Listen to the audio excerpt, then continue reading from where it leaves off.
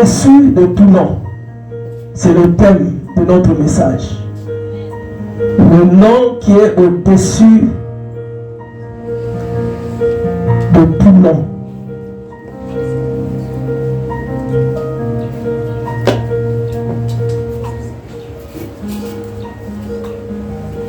Je vous salue tous au nom de notre Seigneur Jésus et j'ajoute Jésus-Christ. Amen.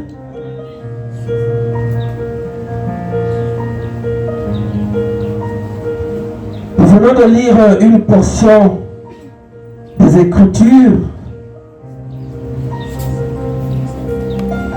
de l'épître de l'apôtre Paul à l'église de Philippe. Philippe, c'est une église qui a été fondée par l'apôtre Paul lui-même. Amen. Et pendant qu'il est en prison, il écrit donc à cette église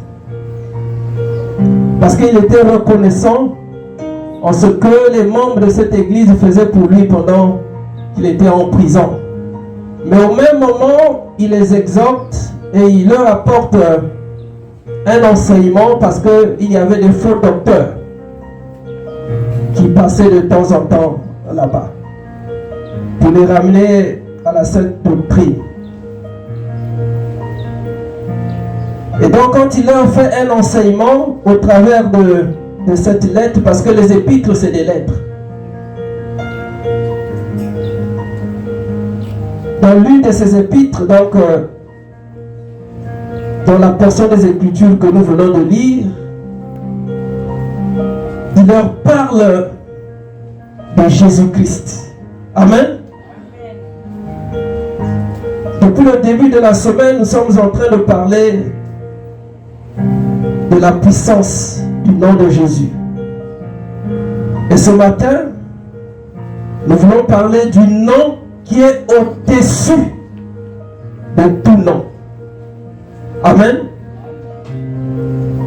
C'est-à-dire, lorsqu'on a chanté, celui qui a chanté ce cantique-là, en fait, par révélation, il a dit qu'il a reçu le nom qui est au-dessus des maladies.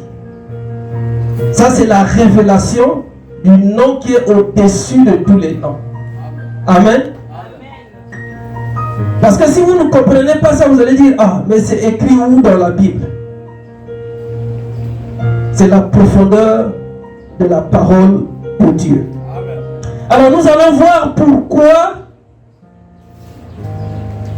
le nom de Jésus-Christ d'abord est au-dessus de tous les noms. Pourquoi l'apôtre Paul, pendant qu'il est en prison, il écrit à ses enfants parce que c'est lui qui a fondé l'église de Philippe. Il leur parle non seulement de la personne de Jésus, mais il leur parle de Jésus-Christ. Amen. Et il dit que le nom de Jésus-Christ est au-dessus de tout nom. Amen.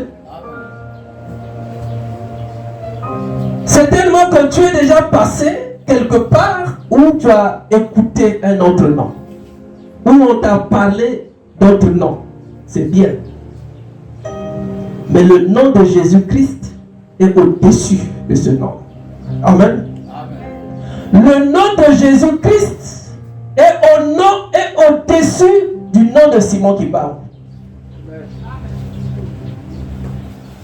On va me dire, papa, vraiment, il le ose. Hein?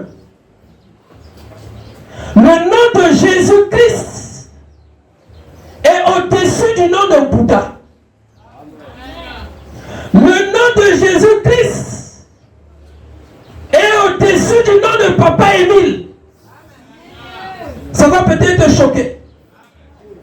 Le nom de Jésus-Christ est au-dessus du nom du prophète Ésaïe. Même si tu as reçu la guérison là-bas. Le nom de Jésus-Christ est au-dessus du crier ça partout. N'ayez pas peur. William Branham ne va pas descendre dans votre maison. Jamais. Simon Kimbangu non plus ne viendra pas dans votre maison. Depuis que je sers le Seigneur, je prononce le nom, même de Papa Émile là, je ne l'ai jamais vu. Jamais. Je ne l'injurie pas. Amen. Parce que c'est un nom. Mais je dis que tous ces noms-là sont au-dessous. Jésus-Christ porte le nom qui est au-dessus de tout nom. Et il porte les noms qui sont au-dessous du nom de Jésus-Christ. Aujourd'hui, nous allons aller dans la profondeur de la parole de Dieu. Je vais choquer certaines personnes, certainement. Parce qu'il y en a qui sont ici, qui ont encore dans leur pensée des noms qu'ils vénèrent, des noms qu'ils élèvent. C'est pas moi qui le dis, c'est la Bible qui le dit. Le nom qui est au-dessus de tout nom. Et dans d'autres versions, il est dit que ce qu'on a donné là, à cette personne-là, c'est la première place. Amen. Amen. Ça veut dire qu'en termes de rang, alors qu'il était sur la terre, son nom lui était devant et les autres, leur nom était derrière. Jusqu'à ce jour. Amen. Les autres noms sont derrière. Toi aussi ton nom est derrière. Moi aussi mon nom est derrière. Amen. Amen. Papa Émile aussi son nom est derrière. Le pape aussi son nom est derrière. Tous nous avons nos noms qui sont derrière. Amen. Ça, si on ne le comprend pas, ça veut dire qu'on n'est pas chrétien. Ça veut dire qu'on ne connaît pas la parole de Dieu. Je prends quiconque au défi me dira ce matin qu'il y a un autre nom au-dessus du nom de Jésus-Christ. Il n'y en a pas. Amen. Quelles que soient les théories qu'on va me développer, quels que soient les livres, les brochures qu'on va me montrer, il n'y a pas un autre nom en dehors du nom de Jésus-Christ qui est au-dessus de tout nom. Quand vous discutez, même avec ceux qui récitent les versets bibliques, présentez seulement ce passage. Amen. Il dit, frère, lis-moi ce passage-là, il dit quoi? Alors pourquoi le nom de Jésus-Christ est au-dessus de tout nom? Au-dessus de tout nom. Nous voulons résumer d'abord l'humilité. Pourquoi nous parlons de l'humilité ce matin? La Bible dit que existant en forme de Dieu, Jésus-Christ, il n'a point regardé son égalité avec Dieu. C'est-à-dire qu'il possédait toute la condition divine, même pendant qu'il était sur cette terre. Amen. Mais il ne s'est pas comparé à Dieu. Pourquoi alors, dans ce monde des hommes, se compare-t-il à Dieu? Amen. La Bible parle même des petits dieux. Amen. Nous sommes des petits dieux. Amen. Mais nous ne sommes pas Dieu. C'est pas possible.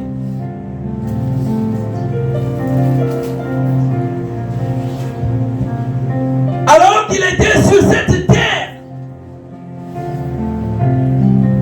alors qu'il était Dieu sur la terre, il ne s'est jamais comparé à Dieu. Amen. Il ne s'est jamais comparé à Dieu, alors qu'il pouvait le faire. Il pouvait le faire. c'est véritablement ce qu'on appelle l'humilité. Quelqu'un qui est humble, c'est quelqu'un non seulement qui se voit plus petit, mais qui élève l'autre. Est-ce que quelqu'un me comprend? C'est-à-dire que tu ne vois pas tes intérêts à toi. Tu ne te glorifies pas toi-même, mais tu élèves l'autre, tu vois les intérêts ou l'intérêt de l'autre. C'est ça qu'on appelle être humble. La question que nous nous posons ce matin, sommes-nous humbles? Les serviteurs de Dieu que nous sommes, est-ce que nous sommes humbles? Proverbe 18, 12, en parlant de l'humilité. Ou le Proverbe 15, 33. L'humilité précède toujours la gloire. Et Jésus s'est montré humble avant d'être glorifié. Est-ce que quelqu'un me comprend? Lui-même, il a montré le plus grand exemple d'humilité sur la terre. Alors qu'il était Dieu. Alors que même à sa naissance, les mages sont venus l'adorer. Alors qu'il était encore enfant, il venait de naître. Je n'ai jamais vu ça. Un enfant qu'on vient adorer. Un enfant à qui on vient offrir.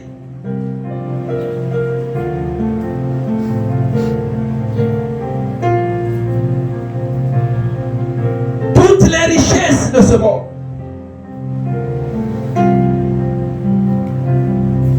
Il était encore enfant. Mais même sa mère pouvait se poser beaucoup de questions, se dire comment ça? Au lieu de venir m'adorer, moi on vient adorer l'enfant. C'est pour ça que je dis toujours, ceux qui adorent Marie commettent une grande erreur. Parce que les mages, à la naissance, ils sont venus auprès de celui qui venait de naître, même pas auprès de sa mère. Est-ce que quelqu'un me comprend? Lisez les Écritures. Lisez la parole de Dieu. Nulle part, il est dit dans la Bible que les mages étaient en train de suivre l'étoile pour aller adorer la mère. Mais c'était pour Jésus, celui qui venait de naître. Alors mais pourquoi on a tout transformé? Ça c'est le premier enseignement qu'on devait donner à ceux qui pensent qu'il faut aussi adorer la mère. Non, c'est deux choses différentes. Amen. C'est deux choses différentes.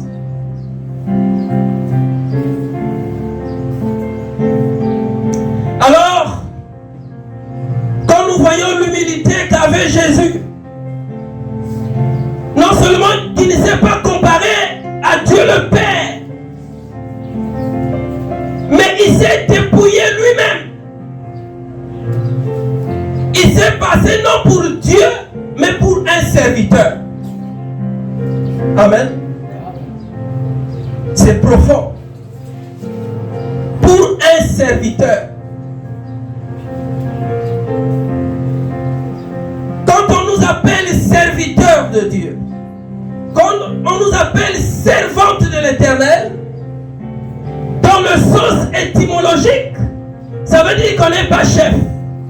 Est-ce que quelqu'un me comprend? On fait un service. Et ce service-là, on le rend à Dieu. On sert, mais on ne se sert pas. Est-ce que quelqu'un me comprend? Je me souviens encore de quelqu'un qui disait: je suis venu pour vous servir et non me servir. Pour ceux qui ont un âge assez avancé, je pense qu'ils savent de qui il s'agit. Mais est-ce que véritablement il était venu pour servir? Amen. Donc si tu veux être serviteur de Dieu, ok? Si tu es un serviteur de Dieu, ça veut dire que tu dois d'abord être humble. Amen. Tu dois servir Dieu au travers de tout ce que tu peux rencontrer sur cette terre. Il faut qu'on sente en toi, il faut qu'on voit en toi l'humilité. Amen. Quand quelqu'un est avec toi, il sait, il comprend que tu es humble. Au lieu de te voir toi-même d'abord, mais tu vois la personne qui est en face de toi. C'est ça qui est important. C'est pour ça que dans l'humilité, aujourd'hui, quand on est serviteur de Dieu, même si on t'injurie, toi aussi, il ne faut pas injurier. Amen. Même si on te critique,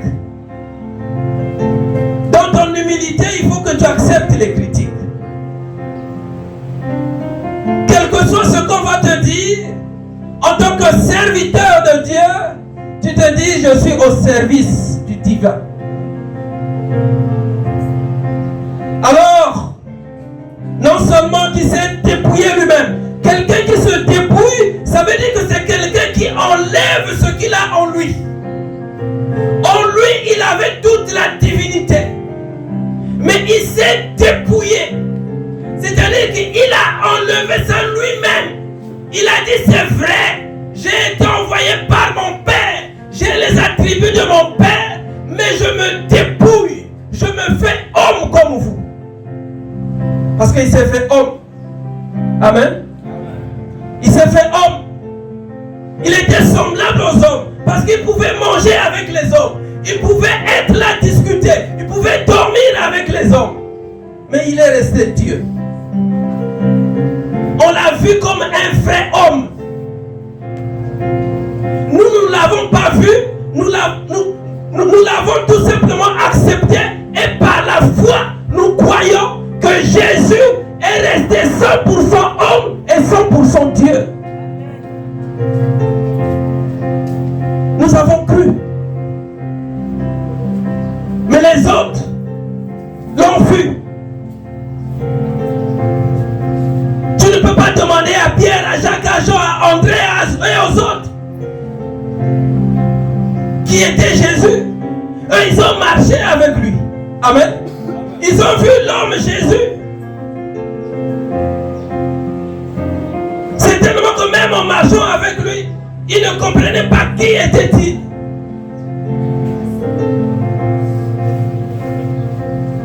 Parfois, ils avaient oublié qu'il était Dieu.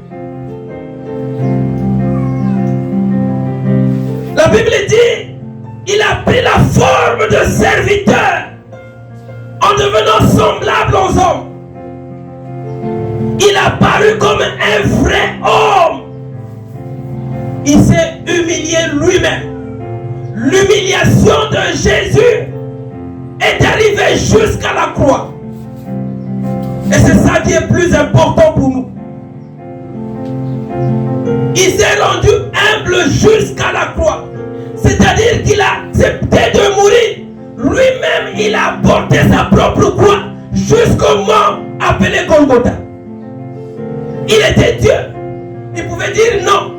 Au nom de mon Père, je refuse ça. Je change ça. Non. Mais il n'a pas fait. Il n'a pas fait. Alors, que voulons-nous dire ce matin? Pourquoi le nom de Jésus-Christ est au-dessus de tous les noms? Au-dessus de tout nom. C'est vrai que nous avons parlé de l'humilité, parce qu'il ne s'est pas autoproclamé. Or, aujourd'hui, les hommes de Dieu parfois se donnent des noms, s'attribuent des noms. Amen. Ou on leur donne des noms par les autres hommes. Mais son nom à lui, il ne le s'est pas attribué. La Bible dit, c'est pourquoi aussi Dieu l'a souverainement élevé. C'est Dieu qui a élevé Jésus-Christ. Il n'y a aucun homme sur la terre qui l'a élevé. Non, c'est Dieu qui l'a fait. Et il a fait dans toute sa souveraineté. Quand Dieu élève un homme, aucun autre homme ne peut dire le contraire. Amen. Bien-aimé, l'élévation n'est jamais venue de l'Orient. Jamais. L'élévation vient toujours de Dieu. Et quand elle vient de Dieu, aucun homme sur la terre ne peut vous l'arracher. Si nous allons chercher l'élévation, si nous allons chercher tout ce que nous voulons dans la vie auprès des hommes, sans mettre Jésus-Christ au centre, bien aimé, ça sera éphémère. C'est pour ça que nous voyons beaucoup de gens qui ne comptent que sur les autres personnes. Toi, tu penses que pour être élevé, il faut avoir une relation. Non. Pour être élevé, il faut être en relation avec Jésus-Christ. Il y a des gens qui ont été élevés dans leur vie, qui n'ont personne sur cette terre. Même dans cette ville de Pointe-Noire. Je suis venu te dire ce matin que même sans être en relation avec quelqu'un de cette ville de Pointe-Noire, de cette nation, le Congo, si Dieu veut te lever, il va te lever. Et c'est possible. Ayons mis l'humilité en avant. Puisque l'humilité précède la gloire. La Bible dit, c'est pourquoi, c'est à cause donc de son humilité que son Père, qui est Dieu, l'a souverainement élevé. Souverainement élevé. C'est pas moi qui le dis, c'est la Bible qui le dit. Alors, pourquoi son nom est au-dessus de tout le nom? Parce que c'est lui qui lui a donné ce nom-là. Il n'y a aucun nom. Jésus, c'est son nom qui a été révélé, mais son nom de famille. Amen. Mais Christ, nous allons le découvrir tout à l'heure.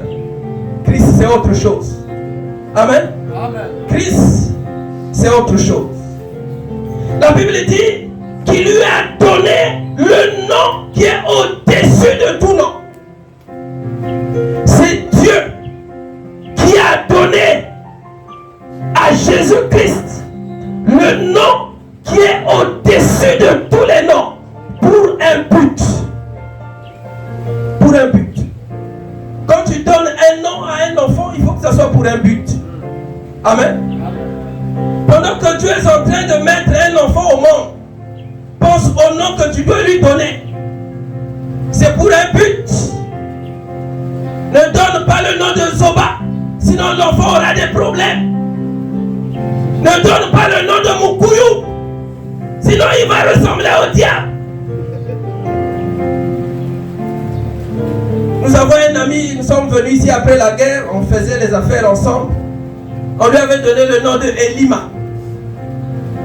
Il jouait au football à l'époque, je pense dans l'Étoile du Congo. On l'appelait Elima. Elima, ça veut dire quoi? Ceux qui parlent lingala. Elima, c'est quoi? Le diable. Un fantôme. Moi je lui dis, oh vieux, il m'appelle Elima. Il dit oui, on m'avait donné le nom là. Quand je jouais au football. Je dis, ah, mais c'est grave. Et donc quand je pensais à ça, je me disais, bon, en quoi était-il fantôme? Ça veut dire que c'est quelqu'un qui devait aller même dans les cimetières. Il dit effectivement, pendant qu'il jouait dans une grande équipe du Congo, à la veille de chaque match, on les amenait au cimetière.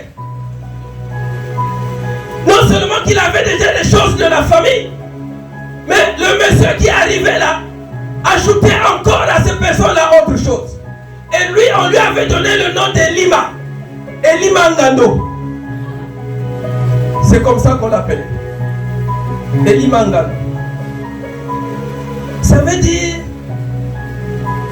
que dans une partie de vie de son existence, ou à un certain moment, amen, il devait avoir une supériorité par rapport aux autres. Est-ce que quelqu'un me comprend? C'est comme toi et moi. Nous sommes allés chercher la puissance parfois ailleurs.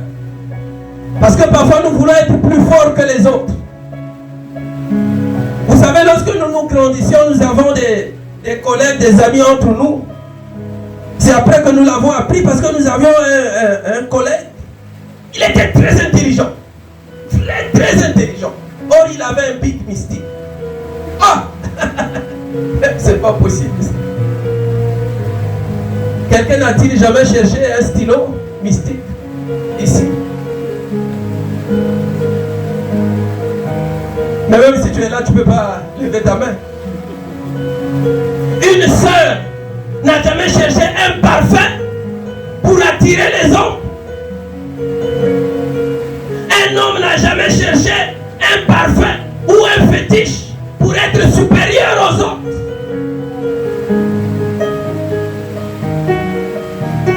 Ça serait un bon témoignage si tu te levais un jour et tu le disais. Moi j'ai fait ces choses. Amen. Ça serait un bon témoignage. Il faut jamais, n'ayez jamais honte de témoigner, de dire ce que vous avez été et ce que vous êtes devenu après avoir rencontré Jésus-Christ. Amen.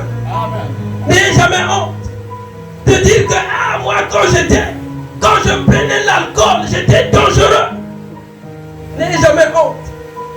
Ce n'est pas une honte. Sauf si vous êtes né avec la croix de Jésus. Vous êtes sorti du ventre de votre mère avec une croix où c'était écrit Jésus-Christ. Gloire au Seigneur si c'était comme ça pour vous. Mais nous et les papas Marius là, nous avons été des brigands. Il ne faut pas avoir honte de le dire. Mais si tu es encore un brigand, il faut que tu rencontres Jésus-Christ. Bon, je ne dis pas qu'il y a encore des brigands ici. J'espère que tous vous avons déjà rencontré Jésus.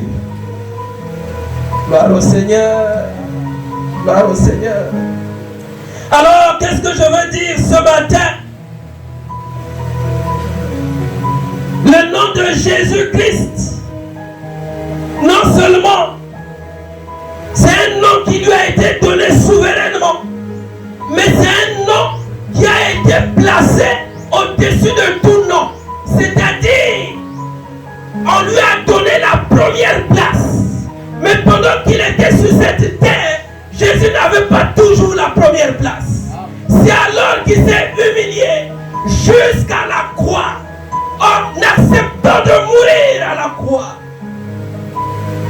Et l'ayant ressuscité des morts, qu'il a été rappelé auprès de son Père en prenant ou en lui donnant la position, c'est-à-dire la première place. À la droite du Père se trouve Jésus-Christ. Vous savez pourquoi aujourd'hui on place toujours l'homme à la droite? Est-ce que vous le savez? C'est biblique. Amen. Même quand vous allez dans les maisons, quand vous prenez un lit, une chambre, si l'homme se met au coin, il faut vous poser la question. Papa Pierre est en train de rire là, il dit: ah pasteur, quelle révélation. Est-ce que nous pouvons acclamer pour le Seigneur? L'homme ne se met jamais au coin du mur et laisser la femme de l'autre côté. Non! Non! On donne accès au diable. Amen. C'est-à-dire qu'on expose la femme. À partir d'aujourd'hui, si vous avez pris cette position-là, vous êtes marié, allez changer la position. Est-ce que quelqu'un me comprend? Même dans le monde, on a compris que à droite, c'est la position de l'homme. C'est pour ça que quand vous allez à la mairie, pour vous marier, on met l'homme à droite, la femme à gauche. Est-ce que quelqu'un me comprend? Donc ceux qui le font, même sans accepter Jésus, même sans le connaître, Dieu s'impose, même à la mairie. Amen. Dieu s'impose. L'ayant souverainement élevé, il a fait asseoir à sa droite. Et ayant pris cette position, il a fait de lui notre avocat. Est-ce que quelqu'un me comprend? De sorte que quand on a un problème sur cette terre, à à la droite du Père, il y a quelqu'un qui nous défend. Non, tu ne me comprends pas. Tu ne me comprends pas. L'avocat, c'est celui qui défend même l'indéfendable. Les gens peuvent refuser de vous défendre, mais un avocat, il viendra toujours vous dire non, ne le condamnez pas. Ou si vous voulez le condamner, il ne faut pas lui donner la paix que vous voulez lui donner. Il y a même ce qu'on appelle les avocats commis d'office. C'est-à-dire que même si tu n'as pas un avocat sur cette terre, l'État doit te donner un avocat. Alors, si toi tu n'as pas d'avocat sur cette terre, sache que au ciel, tu as un avocat qui est assis à la droite du Père, en train d'intercéder pour toi, en train d'intercéder pour ta famille, en train d'intercéder pour tes enfants, en train d'intercéder aussi pour ton église. Est-ce que quelqu'un me comprend? Non, tu ne me comprends pas. C'est pour ça que quand tu es une femme, tu as un problème dans le foyer, ne pleure pas, ne te lamente pas, regarde seulement à ton avocat qui est assis à la droite du Père. Il est assis à la droite du Père. C'est Dieu qui l'a fait asseoir à sa droite. On n'a jamais dit qu'à la droite du Père, il y a Simon Kimbam. On n'a jamais dit qu'à la droite du Père, il y a Papa Émile. Non, il n'y en a pas. Il n'y en a pas. Ma Bible ne me dit pas ça. Où est-ce que les hommes sont allés chercher ça? Où est-ce que les hommes sont allés voir qu'à la droite du Père se trouve le frère Branham? Il n'y en a pas. Les gens se disent, ah papa, ce soir tu vas voir avec Branham. Ou avec Papa Émile. Ou avec Simon Kimbao. C'est des hommes. Dieu les a peut-être utilisés. Amen. Mais ils ne peuvent pas prendre, ou on ne peut pas leur donner la première place qui a été donnée souverainement à Jésus-Christ. Jamais. Et puisque eux aussi ils ont prêché Jésus. Amen. C'est des usurpateurs. Ils ont usurpé la place de Jésus. Et c'est grave. Quand on est usurpateur, un jour on sera condamné. On sera poursuivi, on rendra compte. Ne prends pas la place qui ne te mérite pas. Sinon tu es un usurpateur.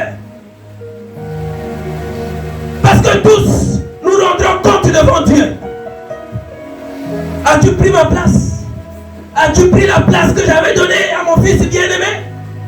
Celui à qui j'avais dit le jour où il se faisait baptiser.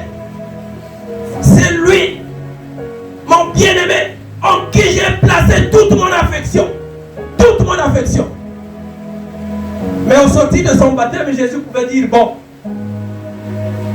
Il pouvait dire à Jean-Baptiste, tu as écouté. Tu as entendu, non? Tu as entendu la voix. Et à partir de maintenant, tous, vous devez vous plier devant moi. Parce que Jean-Baptiste a entendu la voix. Amen. Une voix disant, celui-ci est mon fils bien-aimé, en qui j'ai mis toute mon affection. C'est-à-dire tout l'amour de Dieu avait été placé sur Jésus. Tout l'amour de Dieu. Ça, si tu dis ça à un de tes enfants, j'espère que les autres enfants ne seront pas contents. Ils vont dire, et moi? Non, papa, moi, tu m'aimes pas. Papa Willy, ne commettons jamais la maladresse de dire que parmi les enfants là, j'aime plus. Sinon, ça va créer des jalousies. Amen. Les autres enfants vont dire, ah bon. Et en grandissant, ils vont dire, ah. Papa, mais toi, tu disais que tu aimais plus tel enfant. Mais pour Jésus, son Père l'a dit. Amen. Pour éviter la confusion. Et aujourd'hui, c'est ce que je n'arrive pas à comprendre jusqu'à présent. Comment des hommes nés de chair et de sang peuvent-ils s'attribuer le nom de Dieu? Peuvent-ils prendre la place de Jésus-Christ? Comment? Comment ça?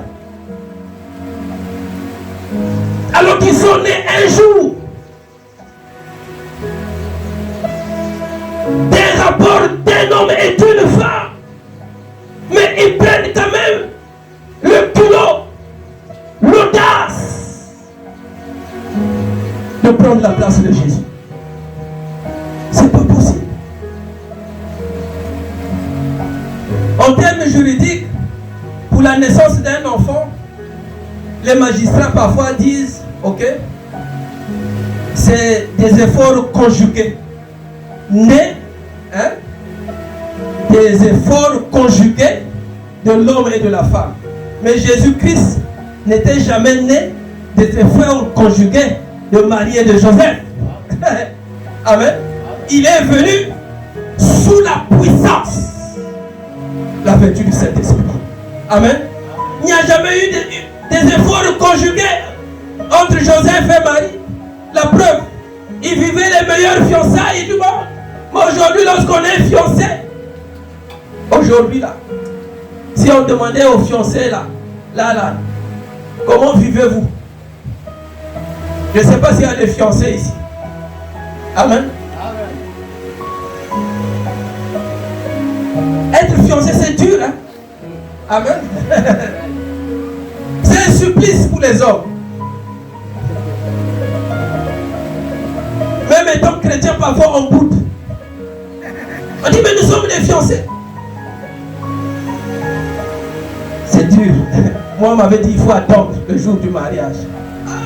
Mais là, il faut qu'on fasse vite, qu'on aille vite au mariage. Amen. C'est pour ça qu'on me disait, ah, frère, tu n'as même pas découvert qui elle est, tu vas te marier. Tu as pris des risques, hein? On nous a dit que cette femme-là ne met pas au monde. Il fallait d'abord essayer.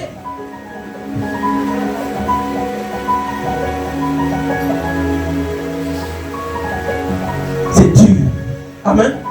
Lorsqu'on s'engage dans les fiançailles, c'est pas facile. Je sais qu'il y a des frères et il y a des sœurs ici qui veulent s'engager, mais il faut vivre les vraies fiançailles. Si vous ne voulez pas beaucoup attendre, il faut aller vite. Amen. Il faut aller vite. Il faut demander au Seigneur de vous pourvoir en tout pour aller vite. Sinon vous allez tomber. Et quand on tombe pendant qu'on est encore fiancé, on peut parfois renoncer à tout. Amen. On commence à trouver des raisons. Non, je ne suis pas prêt. Non, il y a ceci. Non, il y a cela. Souvent, c'est ça qui arrive. Amen. C'est pour ça que nos sœurs, vous devez être frères. Frère, tu veux venir? Tu es là pour les fiançailles. Oh non, d'abord les amitiés. Dis non. Oui, mais vivons les vraies amitiés. Amen. Après, vivons les vraies fiançailles. Parce qu'il ne faut pas me détourner du bon chemin. Beaucoup de frères viennent à l'église pour troubler les sœurs. Beaucoup.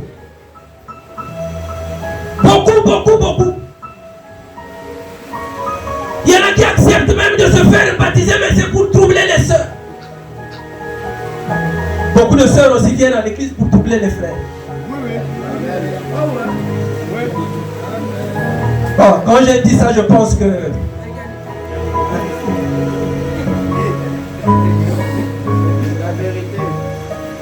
parce qu'on accuse seulement les frères, mais les sœurs aussi. Je pense que moi je n'étais pas venu pour te troubler. Hein? Toi aussi non plus. Dieu ne t'a pas mis sur mon chemin. Parce que c'était dur. Amen. Il faut prier le Seigneur pour qu'il mette sur ton chemin quelqu'un qui vient avec des bonnes intentions. Amen. Avec les intentions qu'avait Jésus-Christ. Amen. Quelqu'un qui vient, qui s'humilie. Amen. Quelqu'un qui voit d'abord ton intérêt, mais qui ne voit pas son intérêt à lui. Or, généralement, quand nous rencontrons quelqu'un, nous voyons d'abord notre intérêt à nous. Nous ne voyons pas l'intérêt de l'autre. ça que les choses ne marchent pas dans la vie. Il faut que ça change dans la vie. C'est pour ça que nous encourageons les papas, les mamans qui sont déjà dans les couples à être des modèles, des exemples. Amen. C'est pour ça que nous encourageons aussi les sœurs, les petites sœurs. Vous avez déjà des amis, les petits frères. Vous avez déjà des amis. Allez vers les mamans qui sont dans les foyers. Allez vers les papas qui sont dans les foyers. C'est important. Allez apprendre auprès d'eux. Mais c'est l'orgueil qui nous tue. Les jeunes sont devenus trop orgueilleux. Les jeunes filles aussi sont devenues trop orgueilleuses. Et c'est grave. Pour que Dieu vous élève, vous devez vous humilier. L'humilité, c'est ça qui précède la gloire. Et l'orgueil, ça précède la chute. Est-ce que quelqu'un me comprend? Quand on est orgueilleux, on finira par tomber, par chuter un jour. Amen. Même nous, les serviteurs de Dieu, nous devons faire très attention. Quand l'orgueil commence à habiter dans notre vie, dans notre corps, on prépare la chute. Amen. On prépare la chute. On te place à la tête d'un département, tu deviens orgueilleux. Dieu t'appelle, tu es à la tête d'une église, tu deviens orgueilleux. Tu vois les autres comme des personnes sans importance. Ce n'est pas ça. Alors je n'ai pas fini. Et j'atterris maintenant sur le plus important. Bien-aimé, la Bible dit que c'est Dieu qui l'a souverainement élevé. Il lui a donné le nom qui est au-dessus de tout nom, afin qu'au nom de Jésus, que tout genou fléchisse. Vous savez que dans les cieux, sur la terre et sous la terre, on doit crier Saint, Saint, Saint. Jésus-Christ, c'est lui le Seigneur. Jean l'avait déjà vu. Il a vu les 24 veillards se prosterner. Il les a vus en train d'adorer Jésus, en train de dire c'est lui le Seigneur. Et sur cette terre, je n'ai jamais compris pourquoi on ne peut pas s'agenouiller, pourquoi on ne peut pas se mettre à genoux pour adorer le Seigneur, pour dire qu'il est Seigneur. Pourquoi on ne le fait pas? C'est l'orgueil. C'est l'orgueil. Sans dire aux chantes que j'allais prêcher ce matin sur le nom qui est au-dessus de tout nom, pendant que la sœur était en train de chanter, avant même qu'elle ne commence, j'ai fléchi le genou. Je dis c'est pas possible, parce que Dieu dans le ciel, il est en train de regarder. Tu vas prêcher sur ce message-là que je t'ai donné, mais tu t'agenouilles pas. Ça veut dire que tu es orgueilleux. Commence à le faire, même si les hommes qui sont en face de toi te regardent comme un simple homme. Moi je te regarde comme mon envoyé. C'est pour ça que je te demande de t'agenouiller, de t'humilier, afin que je puisse t'élever un jour. C'est ce que nous oublions. Mais la position à genoux est devenue comme une punition dans certains milieux. Nous les mamans là, qui aimons mettre à genoux nos enfants, ça ne vient pas de Dieu. En réalité, la position à genoux, c'est une position d'humilité. Quand on s'agenouille, ça veut dire qu'on se fait petit pour élever Jésus-Christ dans notre vie. Mais toi, quand tu demandes à l'enfant de s'agenouiller, c'est pourquoi? C'est pour le corriger. Amen. En réalité, tu veux dire, tu es orgueilleux, tu ne comprends pas, mets-toi à genoux. Comme ça, tu dois me respecter. C'est ça que nous faisons. Et c'est ce qui se passe même à l'école. On demande aux enfants de s'agenouiller, mais on ne comprend pas pourquoi on le fait. Ça devient une punition. Mais en Jésus, lorsque nous fléchissons le genou, ce n'est pas une position. Ce n'est pas une simple position. Ce n'est pas une punition. C'est une attitude d'humilité. Celui qui s'agenouille non pas devant les hommes, mais devant Dieu, en train d'élever le nom de Jésus, c'est à lui que Dieu donnera certainement ce qu'aucun autre homme n'a déjà reçu dans sa vie. C'est pour ça que dans l'humilité de Jésus, quand il a accepté de mourir, même en portant sa croix, la Bible dit, c'est pourquoi il a souverainement élevé. Souverainement. Il a dit, comme j'ai vu ça, tu as fait ça, tu as tout accepté, je t'élève souverainement et je te donne un nom qui est au-dessus de tous les noms. Tu as reçu le nom de Jésus par l'ange qui est venu parler à ta mère, mais je t'ajoute Christ parce que tu es loin. Tu es celui qui a été loin. Tu es ressuscité. Quand tu es mort, tu es ressuscité. Et aujourd'hui, tu mérites le nom de Christ. Je ne sais pas si quelqu'un me comprend. Le nom de Christ. C'est quoi le nom de Christ? En hébreu, c'est quoi le nom de Christ? C'est le Messie. C'est loin.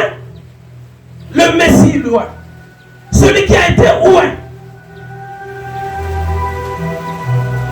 Celui qui a été loin, c'est celui en qui toute la puissance de Dieu a été placée. Est-ce que quelqu'un me comprend? Acte 2, 35 à 36.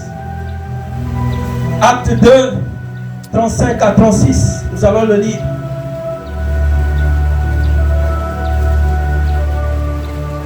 Nous allons le lire rapidement.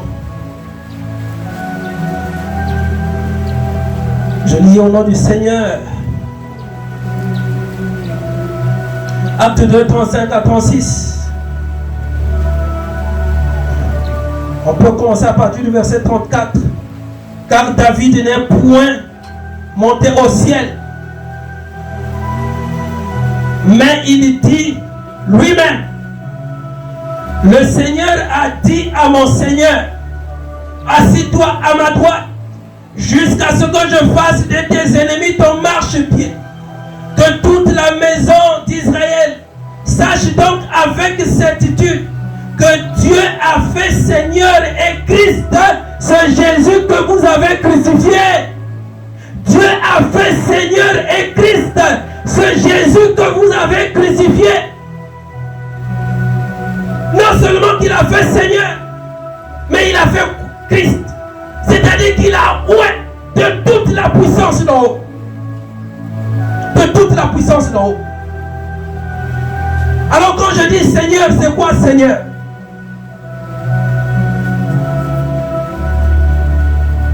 Thomas, l'homme qui pouvait douter de tout, un jour il a dit, mon Seigneur et mon Dieu. Il a reconnu que Jésus était son Seigneur et son Dieu. Seigneur avec S majuscule, Dieu avec D majuscule. Est-ce que quelqu'un me comprend? Quand quelqu'un arrive à dire mon Seigneur et mon Dieu, ça veut dire que tout le temps qu'il est resté avec lui, il a douté. Mais là, il vient de voir l'homme Jésus ressuscité. Quand tu dis mon Seigneur et mon Dieu, ça veut dire qu'il est tout. Mon Seigneur. C'est quoi mon Seigneur? En hébreu c'est Adonai, mon Seigneur. Et en grec c'est Kyrios. C'est-à-dire que le maître à qui tout appartient. C'est pour ça que quand nous chantons Adonai, le Dieu créateur, l'univers est dans ta main Seigneur, éternel est ton nom Adonai. C'est ça que ça veut dire. Ça veut dire que tu es Seigneur, tu es mon maître, tu es Adonai. Nos mains sont levées. Quand nous levons nos mains, c'est pour l'adorer, parce qu'il est notre Seigneur. Comment quelqu'un peut-il venir devant le Seigneur et ne rien obtenir? Je dis toujours, quand tu viens, tu as un problème. Même si moi, le pasteur, je ne te donne rien, Adonai, le Seigneur, te donnera ce que ton cœur désire. C'est pour ça qu'il dit dans ta parole, dans sa parole, fais de l'Éternel tes délices, et il te donnera ce que ton cœur désire. Alors ce matin, qu'est-ce que ton cœur désire? Est-ce que tu peux te lever? On va chanter ce cantique-là. La sœur Géraldine, venez, on va chanter Adonai.